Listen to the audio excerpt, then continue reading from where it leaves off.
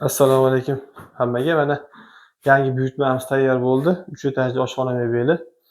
Mana ko'rib turganingizdek, o'rtasi oq, tepasi mokriy rangda. Fasadi Eronning Pakshu firmasining materialidan bo'ldi. Ruchkalari ham har doimgidek yaxshisidan. Xo'p, oshxona mebelini bitishidan oldin joyini ko'rib, hamma joydan kelishganmiz.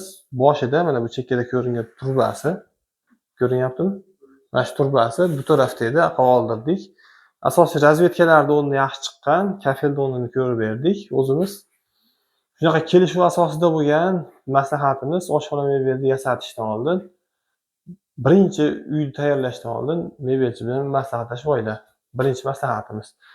Endi oshxona mebelimizga kelsak, pasti 85 sm, o'rtasi 63 sm, tepasi 50 sm mebel bo'ldi.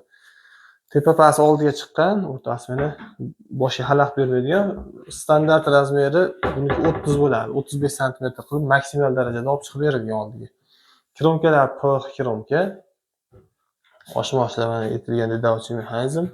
Ularga nasoslarni qo'yib berganmiz. Bichkalarni olib berishda o'rnatib berdik. Mo'ykasini qo'yib berdik. Mo'ykasi o'zimizning hisobimizdan. Mo'ykasi yaqinroqdan ko'rsataylik.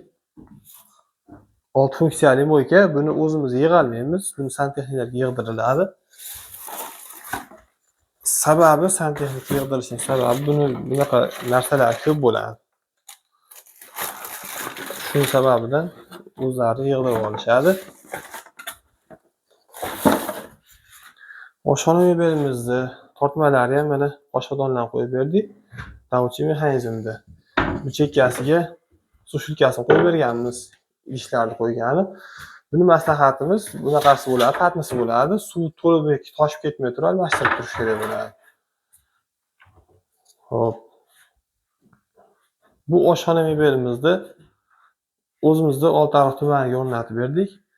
Vodiy bo'ylab dastavka ustanovkasi ichida 1 pagonli metri, mana shunday 1 pagonli metri 3 million 200 ming so'mdan o'rnatib beramiz.